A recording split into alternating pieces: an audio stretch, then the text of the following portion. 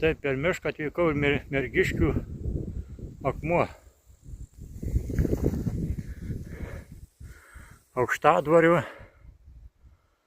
regioninis parkas, Mergiškių akmuo, tai paskaitin dabar, ką čia rašo. O. Šis akmuo, ši akmenų grupė baltiškojų laikotarpių apeigų vieta, akmenys išrikiuoti šiaurės kryptimi, didžiausias akmuo su duobutėmis apdoroto žmogaus 0,55 m, aukščiu 1,5 ir ilgiu ir 1,5 pločių. Akmens viršui iškalta nedidesnis už delną duobenėlis. Akmens šiaurinėje dalyje yra daug natūralių duobučių. Sakoma, kad Mergiškių akmenys turi gydomųjų galių.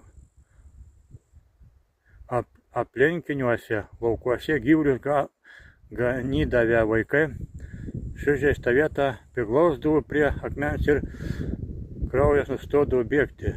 Senoliai sako, kad akmenys šventi, jų iš vietos judinti ar statybai naudoti nevalia, nes perkūnas trenkšęs. Sunegalavę žmonės atvykdavę prašyti sveikatos, ilgai rymodavę, o nueidami palikdavo atlygį, smulkės monetas. Nu kągi, einu žiūrėti.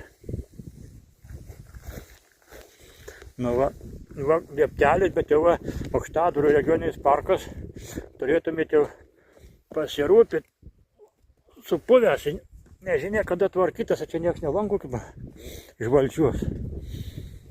Tai va tiek būtų va, čia kaip matau akmenai tiek, ir va takelis va koksai nusiaubas. Kaip taip apleista tokia šventa vieta, jeigu dar nesuprasi. O jau čia tai gėda tikrai, kam priklauso šitie vieta. Nu, viskas, nu va. Dabar va tas akmenukas. Šiauriniai pusė, kur čia duobučių yra. Tai va čia turbūt gal. Va.